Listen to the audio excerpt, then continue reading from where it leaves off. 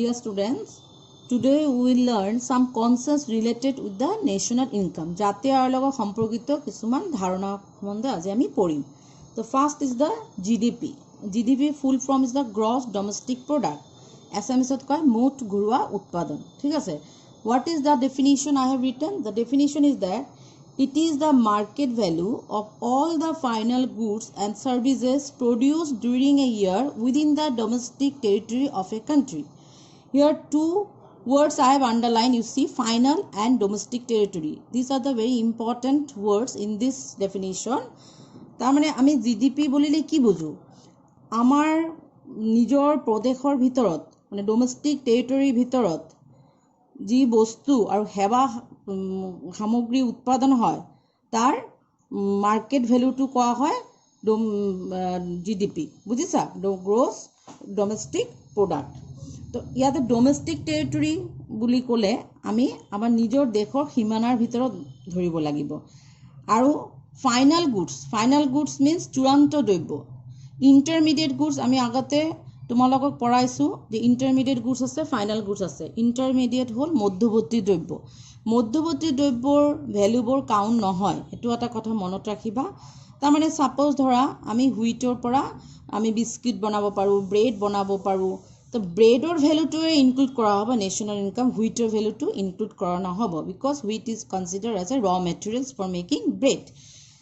In the same way, here you have to think that the sum of the people live in our domestic territory. The people who are living in our domestic territory and contributing to the productions, their value is included in the domestic territory national income. So এতিয়া মই যদি এটা example দিওঁ, suppose ধৰা মই ইণ্ডিয়াৰ ভিতৰত বসবাস কৰি আছোঁ, তো মই কিবা উৎপাদনত অংশগ্ৰহণ কৰিছোঁ, তো মই যিটো বস্তু বনাইছোঁ সেইটোৰ ভেলুটো ইনক্লুড কৰা হ'ব. প্লাছ বাহিৰৰ পৰা কোনোবা ফৰেনাৰ আহি যদি ইণ্ডিয়াত কিবা ইনকাম চ'ৰ্চত ৰিলেটেড আছে, earning something from India, then that is also' included in GDP, gross domestic product. মানে ডমেষ্টিক টেৰিটৰীৰ ভিতৰত হ'ব আৰু income earn by both Indian and foreigners. Indian পিপুলে আৰ্ন কৰাটো সোমাব আৰু ফৰেনাৰ্ছে যিটো আৰ্ন কৰিব ইণ্ডিয়াৰ ভিতৰত থাকি সেইটোও জিডিপিত সোমাব.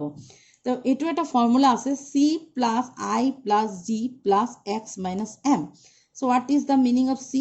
কনজাম্পশ্যন spending, I is investment spending, G is government spending, X means export, M means import.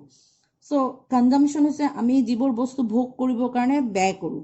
তো ভোগ আমি যিকোনো বস্তু, তুমি ৰুটি, ব্ৰেড কোৱা, বিস্কিট কোৱা, কলগেট কোৱা, যিকোনো বস্তু when we buy, that is the consumption spending. Investment is the machinery and other tools, that is investment spending. And government spending, government spends for the welfare of our country, for schools, for bridges, so that will go to the government spending.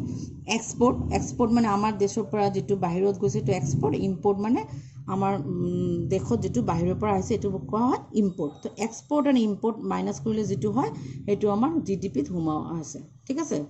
তো next topic is GNP. So what is GNP? So GNP, it is the monetary value of goods and services which are produced by the normal residents of a country in a financial year. তো ইয়াতে একটা কথা underline করেছে, normal residents. Who is called a normal resident? Normal resident বলে আমি কাক কোৱা হয়? যিজন ব্যক্তি আমাৰ য'ত মানে থাকিব তাতে মানে নিজৰ ইনকাম সোৰ্সটো তাৰ পৰা আৰ্ন কৰিব. That person may live in India or may live to the outside India. ইণ্ডিয়াৰ বাহিৰতো থাকিব পাৰে আৰু ইণ্ডিয়াতো থাকিব পাৰে. বুজিছা? তাৰ মানে কি ডিফাৰেন্স আহিছে? আগতে কি কৈছিলোঁ, ডমেষ্টিক টেৰিটৰী মানে নিজৰ সীমানাৰ ভিতৰতে there may be foreigners, there may be Indians. But when normal residents come, that means people who is living in India and the Indian people who is living in the USA and also earning something from there. Their income is also included in GNP. Okay. So GDP যেতিয়া আমি we can find out GDP, we can find out GNP from GDP. How? Gross domestic product, already I have told you what is gross domestic product. With this incoming money from outside India, এজন Indian ব্যক্তি বাহিৰত কাম কৰি আছে, যিটো income earn কৰি আছে, that will be added to GDP and outgoing money to abroad. মানে এজন ফৰেনাৰ ভাৰতত আহি কাম কৰি আছে, কিন্তু সেই ফৰেনাৰৰ ইনকামটো ক'ত গৈছে? বাহিৰত গৈছে, that will be deducted.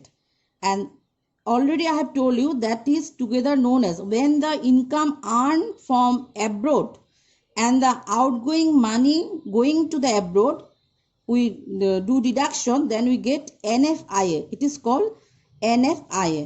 একেলগে আমি এইটো এটা কি কওঁ? NFIA. তাৰমানে NFIA we have to add with GDP, then we will get GNP. Okay, so here you have to remember territory is not considered. যে নিজৰ সীমানাৰ ভিতৰত থাকিব লাগিব এইটো কথা নহয়, টেৰিটৰিটো নট কনচিডাৰ, আৰু foreigners income is not included here. যদি নিজৰ টেৰিটৰিত কোনোবা ফৰেনাৰ্ছ আহি কিবা ইনকাম কৰি আছে, that income will also not be included in GNP. Okay, that means GDP focuses where the output is produced, ক'ত production হৈ আছে, that is the focusing thing in GDP. And GNP focuses output produced by the Indian nationals.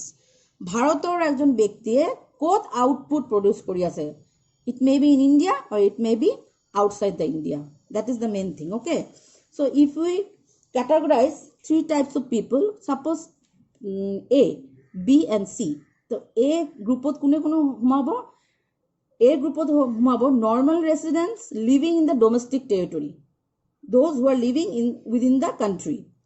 B groupot humabo normal residents living in foreign country, স্বাভাবিক বাসিন্দা হয় কিন্তু থাকে ক'ত?